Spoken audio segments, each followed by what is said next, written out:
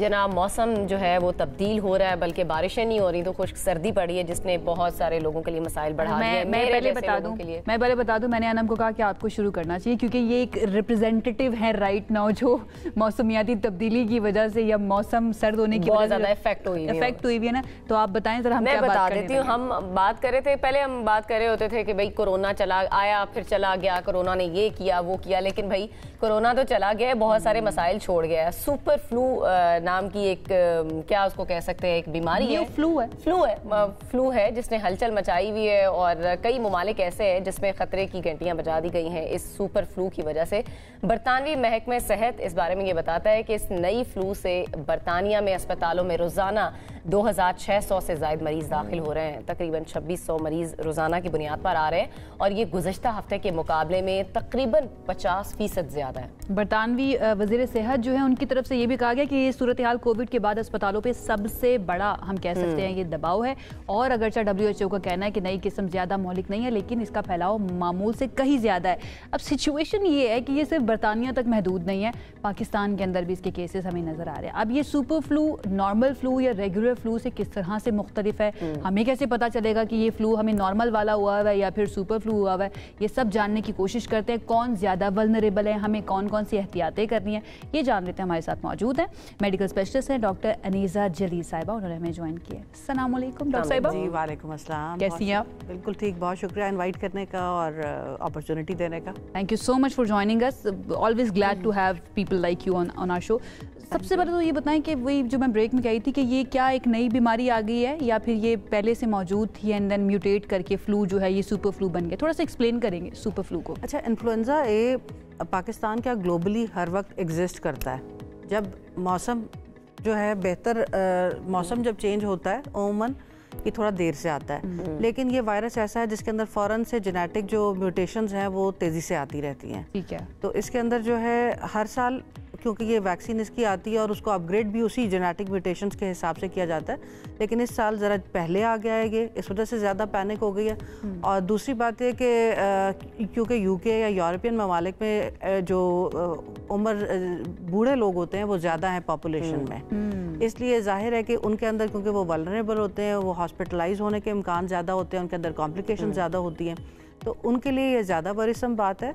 हमारे यहाँ हमारे अस्पतालों में जिस तरह क्योंकि हमारी पॉपुलेशन इतनी ज़्यादा एल्डरली नहीं है, ऑल्दो के नंबर ऑफ़ केसेस जैसे जैसे मौसम सर्दी का आता है तो हमारे केसेस बहुत ज़्यादा बढ़ जाते हैं, यंग लोग भी आते हैं बाकी भी, लेकिन यह है कि हमारे लिए उस तरह से वरीसम नहीं है और एक्सपेक्ट नहीं हम कर रहे कि ये कोविड-19 की तरह की पेंडेमिक बने, अल्लाह ना करे वैसा। अच्छा, थोड़ी सी अलामात बता दें, सिम्टम्स क्या होते हैं इस सुपर फ्लू के और आम फ्लू से ये किस तरह से डिफरेंट है?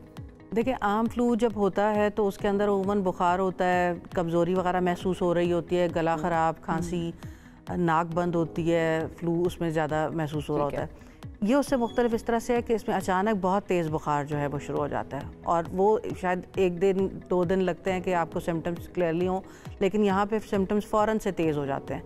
कभी-कभी के साथ शदीद बुखार होता है, सर पे दर्द होता है, छींकें वगैरह बहुत ज़्यादा बढ़ जाती हैं, सांस की तकलीफ होती है, उमूमन आवाज़ भी बदल जाती है बहुत तेज़ी के साथ, और इसके अलावा कि जिस्म में दर्द बहुत तेज़ी से होता है, बहुत ज़्यादा अनबेरेबल इनकी आवाज़ जो है ना वो आजकल चेंज है, मेरी असली आवाज़ नहीं है। तो डॉक्टर साहिबा वैसे आई हुई, आप चेक भी करवा सकते हैं जाने से पहले। अच्छा डॉक्टर साहिबा, हमें क्या ये मिस डायग्नोस्ट भी हो सकता है? एक नॉर्मल फ्लू से इसको मिस डायग्नोस भी किया जा सकता है? देखिए, कंफर्म तो उसी तरह से ही होता है जिस तरह से टेस्ट जो हैं उसके अगर किए जाएँ। ठीक है, मैंने एक इब्तदाई अलामात बता दी कि इस वजह से होता है, लेकिन क्योंकि पाकिस्तान में इस मौसम के अंदर अभी डेंगू का टाइम अभी ख़त्म हुआ, डेंगू के केसेस आ रहे थे, टाइफॉइड हमारे पास तमाम साल तकरीबन रहता है, तो सिम्टम्स हम कुछ चीज़ें ओवरलैप करती हैं, हर एक में ज़रूरी नहीं है कि जिस तरह से मैंने बताया इसी तरह से हो, लेकिन चीज़ें वही होती हैं, लेकिन वही बात है कि एहतियात और इलाज भी तकरीबन उसी तरह से होता है। तो इसका फिर टेस्ट क्या मुख्तलिफ टेस्ट होता है इसका? देखिए, हम रूटीनली तो क्लिनिकल जो साइंस एंड सिम्टम्स होते हैं ना उनकी बेसिस पे ही इसको तशखीस करते हैं और अकॉर्डिंगली देखते हैं। ठीक है, कुछ पॉपुलेशन ऐसी होती है जो वल्नरेबल है, हाई रिस्क है, जैसे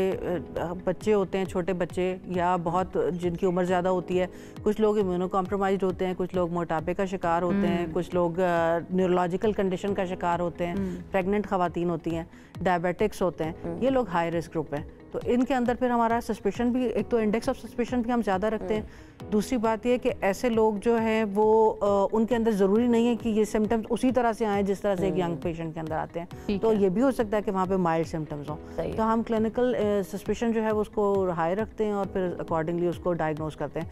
और ऐसे ही लोगों में जहाँ पे हमें प्रॉब्लम आ रही हो या हमें लगे कि कॉम्प्लिकेशंस आ रही हैं, वायरल निमोनिया हो रहा है, बैक्टीरियल निमोनिया हो रहा है, इन दैट केस फिर हम उसको कंफर्म भी करते हैं। और जेनेटिक टेस्टिंग तो जाहिर है पब्लिक हेल्थ के पॉइंट ऑफ व्यू से PCR इसका किया जाता है ताकि आपको वेरिएंट्स पता चले। अच्छा, पता चल जाए अगर किसी में पता चल गया कि भाई इस बंदे में वायरस है, ये वाला प्रॉब्लम है, कोई वैक्सीनेशंस वगैरह हैं जो लगवा सकते हैं? कई लोगों को आम नज़ला और गला ख़राब और ये प्रॉब्लम्स बहुत ज़्यादा हो जाते हैं, एलर्जीज सर्दियों में बहुत ज़्यादा आ जाती हैं, तो वैक्सीनेशंस ऑलरेडी लोग पहले से करवा के रखते हैं। कौन सी वैक्सीनेशंस जो हम करवा सकते हैं? देखिए, इन्फ्लुएंजा ए की वैक्सीनेशन तो रिकमेंडेड है। ये सारे जितने भी ग्रुप्स मैंने हाई रिस्क ग्रुप बताए हैं, बच्चों में 6 महीने से ज़्यादा बच्चे की उम्र है तो उसको आपको करवाना चाहिए। बूढ़े लोग तमाम जो हैं, जो भी डायबिटिक हैं, इम्यूनो कॉम्प्रोमाइज्ड हैं, कोई और कंडीशन उनको डायबिटीज़ है, इस तरह की चीज़ें हैं, या प्रेग्नेंट ख़वातीन हैं, उन ऐसे लोगों को ये सब तमाम जो वैक्सीनेशन है ये हर साल अदरवाइज़ भी करवानी चाहिए। सितंबर अक्टूबर के महीने ऐसे होते हैं जिसमें ये वैक्सीनेशन करवाई जाती है, क्योंकि WHO हर साल जो है वो रेकमेंड करती है, उसके अंदर जेनेटिक म्यूटेशन जिस तरह आती हैं उसके हिसाब से हर साल वैक्सीनेशन अपग्रेड भी होती रहती है।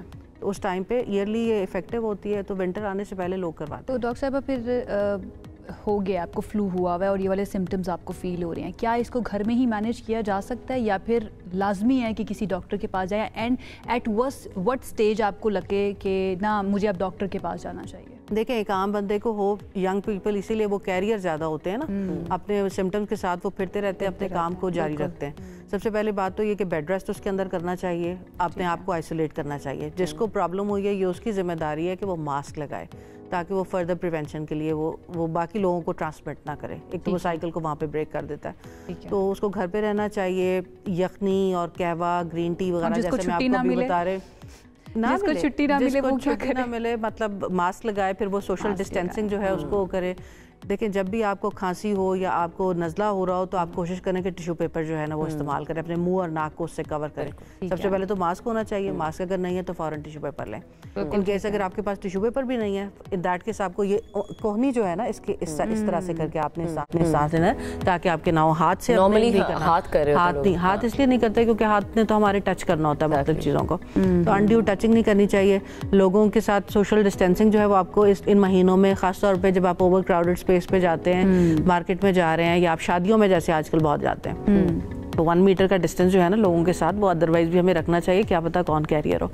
और बच्चों के साथ जरा मोहब्बतें बड़ी भी होती हैं शादियों के अंदर, तो उसमें तो आप नहीं कर सकते। डिस्टेंसिंग में करें, हागिंग में, हैंडशेक, उसमें जरा ख्याल करें क्योंकि लोग जो हैं वो फ्लू के मरीज बार मुझे देख रही हैं और मैं टिश्यू मंगवाती हूँ आपके लिए, आप परेशान ना हो। बच्चे खास तौर पे छोटे बच्चे जो होते हैं, क्योंकि वो खेलते हैं, वो इधर जाते हैं, हर जगह वो फिरते हैं और फिर वो ज्यादा कैरियर बन जाते हैं। बड़ों लोगों में, बूढ़े लोग घर के अंदर होते हैं, उनके पास आते हैं तो वो कैरियर होते हैं। दूसरी बात, इस मौसम में हर कोई खिड़कियां दरवाजे अपने बंद कर लेता है, तो हमें जो है वो जब हम जैसे काम से जा रहे हैं, घर में आप इस वक्त अंदर नहीं है, तो आपको खिड़कियां दरवाजे अपने पर्दे हटाने चाहिए, वेंटिलेशन उसकी बेहतर करनी चाहिए, हवादार उसको रखेंगे तो फिर उससे जो है अंदर की एनवायरनमेंट भी रहेगी, सस्पेंडेड पार्टिकल्स भी नहीं रहेंगे और आपकी उससे ये तो लोगों को ये लगता है ना कि ठंडी हवा जब अंदर आती है तो वो आपको बीमार कर रही होती है, इसलिए खिड़कियों को भी बंद कर देते हैं, दरवाजों को भी हम बंद कर देते हैं। जाहिर है, जब आप नहीं है, आप नहीं, कमरा आपके इस्तेमाल में नहीं है, तो डेफिनेटली आपको उस टाइम पे आप बंद कर सकते हैं। We have a caller right now, Yahya हमारे साथ मौजूद हैं। अस्सलाम वालेकुम Yahya, good morning. Good morning to all of you. Good morning to you too. अच्छा, डॉक्टर साहब को सलाम हो। मैं डायरेक्टली टू के मौजू की तरफ आता हूँ। मैं ये पूछना चाहता हूँ, देखिए सुपर फ्लू एक ज़ाहिर दुनिया में पहला भी हुआ है और स्पेशली यूके में बहुत है।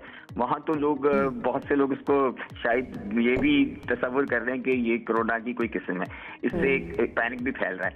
अच्छा, डॉक्टर साहब से मेरा सवाल ये कि ये जो चीज़ है सुपर फ्लू, इसको स्टिमुलेट किस तरह होता था ये, अगर इसकी जो हम किस तरह, ये क्या और रीजन है जिसकी वजह से स्टिमुलेट हो जाता है, और अगर ये सुपर फ्लू का प्रॉपर ट्रीटमेंट नहीं करें सही टाइम पर, can it turn into pneumonia, ये हो सकता है। और डॉक्टर साहब, मैं हमेशा इनके प्रोग्राम में बात हमेशा पूछता हूँ, क्योंकि एक्चुअली होता ये कि हम डॉक्टर्स के पास जाते हैं, जनरल फिजिशियन के पास, अनफॉर्चुनेटली हमारे बहुत सारे जनरल फिजिशियन जो है ना अपग्रेड नहीं होते, वो एक बेसिक और एक रिवायती इलाज करते हैं। जब तक उनको डायग्नोस होता है तो बीमारी आगे बढ़ चुकी होती है। इस बारे में आप कुछ फरमाइए। Very important. ठीक है, थैंक यू या थैंक यू सो मच। जी, इसमें यह कि आपका सवाल बुनियादी तौर पर यह है कि कब हमें उसको कॉम्प्लिकेशंस को देखना चाहिए। तो देखें, जो जनरल लोग होते हैं उसके अंदर तो मैंने आपको बताया कि ये खुद जो हमारी एहतियात होती है, जिसके अंदर आप उसमें गर्म पानी, चाय, कहवा, रेस्ट लेंगे, पैनाडोल रेगुलरली जो है वो आप इस्तेमाल करेंगे, कंफर्टेबल रहेंगे, सादा डाइट लेंगे, पहलवान बनने की कोशिश बिल्कुल उस टाइम पे नहीं करेंगे। अच्छा, स्मॉल फ्रीक्वेंट मील्स उसके अंदर लेने होते हैं और बिल्कुल सादा डाइट जो कि स्पाइसी ना हो, फैटी ना हो, इवन क्रैकर्स, बिस्किट, टोस्ट, ये सब चीज़ें भी जो है, राइस आप लें। ठीक है। अच्छे फ्रूट्स लें आप इस दौरान में, वेजिटेबल की सैलड्स वगैरह, ब्रोकली वगैरह जिस तरह होती है, नट्स लें, बीन्स लें, सादा दही जो होती है इवन वो भी हेल्पफुल होती है बहुत सारी चीज़ों के लिए। तो ये सब आपको एहतियात करनी होती है।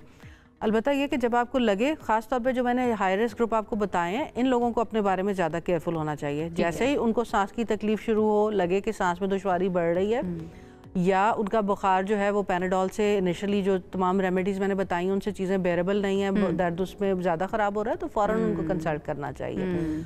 और जो हम यूके से ज़्यादा परेशान हो रहे हैं उसमें यही बात है कि इसकी कॉम्प्लिकेशंस होती हैं। वायरल निमोनिया हो सकता है, बैक्टीरियल निमोनिया हो सकता है, सुपर एडेड जब इन्फेक्शन बैक्टीरिया की हो जाती है। वो कह रहे हैं कि आगे जाकर ये निमोनिया की तरफ बढ़ सकता है, हो सकता है। जो हॉस्पिटलाइजेशन होती है वो प्राइमरीली निमोनिया के लिए ही होती है ना, जिन लोग में वहाँ पे इस तरह से हो रहा है। हमारे भी हाई रिस्क ग्रुप्स जो होते हैं वो निमोनिया में कन्वर्ट हो जाते हैं और समटाइम्स निमोनिया एंटीबायोटिक से ट्रीट हो जाता है या वायरल एंटीवायरल से हो जाता है। लेकिन अगर रेस्पिरेटरी डिस्ट्रेस हो जाए तो हमें एड्स भी देनी पड़ती है ना, जैसे बाईपैप मशीन्स जो कोविड के टाइम पे लगी थी, बहुत सारे लोगों को वेंटिलेटर पे भी कन्वर्ट करना पड़ता है। That's what I asked you ना, कि किस स्टेज पर जाकर हमें जो है ना डॉक्टर के पास अब लाजमी जाना है। ये सिम्टम्स आपके ना हो, सांस की तकलीफ में दुश्वारी आपको लगे कि हाँ जी ये बढ़ रही है और दर्द अनबेरेबल हो जाए या उसके साथ नोजिया, वॉमिटिंग, डायरिया वगैरह हो जाए, आपको लगे कि पेशेंट जो है उसकी कॉन्शियसनेस, जो उसके होश हवास हैं उसके अंदर थोड़ी सी भी गड़बड़ आपको महसूस हो, तो ऐसी सूरत में आपको फौरन हॉस्पिटल में या ने अभी जो बात की थी कि कई दफ़ा हम जाते हैं डॉक्टर्स के पास, उनको भी समझ नहीं आ रही तो वो मिसट्रीट कर देते हैं या उनको पता नहीं चल रहा होता ये कौन सा वायरस है,